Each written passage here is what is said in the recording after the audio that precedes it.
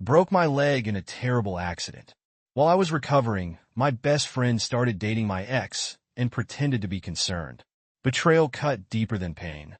My ex, 30M, and I, 27F, broke up 2 years ago after dating for 5 years. He was unemployed at the time and seemed like he was going through some type of crisis as he had just turned 30 leading up to the breakup.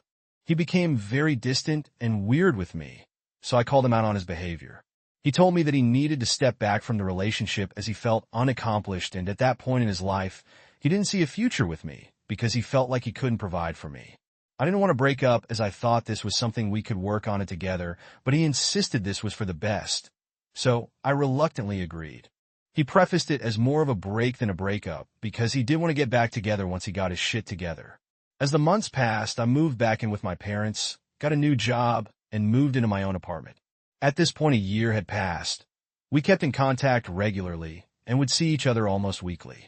A bit after the year passed, I lost my grandmother to cancer and was devastated as I had never experienced loss like this before. I leaned on family, friends, and my ex. When the funeral came around, I asked my ex if he could accompany me, and he agreed. The morning of the funeral, as I was waiting for him to pick me up, he canceled last minute saying he caught COVID. I was upset, but let it be. A few weeks later, I began going over the situation with him to myself. Over a year had passed, and I didn't see a change with him. When we would talk, he was always doing the same stuff he was doing before we broke up. Still jobless, still playing video games all the time, still spending a ton of money. His parents are wealthy and pay for everything for him. I was able to do much more for myself, without it being a goal of mine, during the same time. So I decided in that moment I didn't want to get back into a relationship with him. I called him and explained to him that I was no longer interested in working things out, that I wanted to move on to the next chapter of my life. He was very upset and begged for me to at least talk about it in person. I didn't want to but agreed because I saw no harm in it. Several months passed, and we still didn't meet up because he would always cancel at the last minute. I got to the point where I didn't really care to talk in person because I was over the situation. About a month ago, I helped out a friend at a convention that she was vending at. I wasn't aware that he was still following some of my friends on IG. So he saw when she posted her booth on her story and ended up showing up unannounced to talk to me. I was upset but didn't want to cause a scene, so I stepped outside to talk him.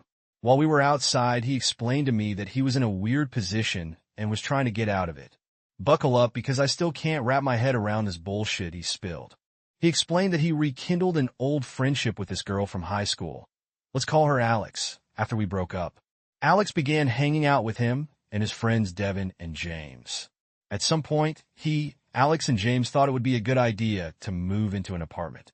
They moved in together in January. He claimed that at some point James had a family emergency and couldn't afford rent anymore, so he moved out, leaving my ex and Alex living on their own.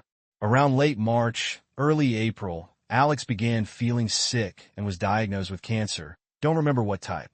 He said that her family doesn't live closer, so he sort of became her caregiver.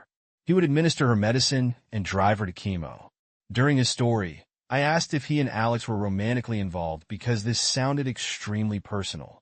I have known this man for about 7 years at this point, and I know he would have never done this for his other friends who he's extremely close to. I even pointed it out to him, and he agreed, but explained it was a special circumstance, and they were not involved in that way at all. He then began to tell me that he wants out of the situation because he didn't sign up for her, but feels terrible leaving her since she has no one close by. In the same breath, he told me that he also wants to focus on us getting back together and finally settling down. I told him that I was sorry he was going through that, but I didn't believe any of it, even the part of this girl having cancer. It just didn't sit right, and that I had already made up my mind about not wanting to get back with him. We left it at that, and I went about my day. All of this sat with me for a long time. My profession involves investigating, won't go into more detail. I have never used my work for personal gain, but with all of this, I decided I could make an exception due to the circumstance.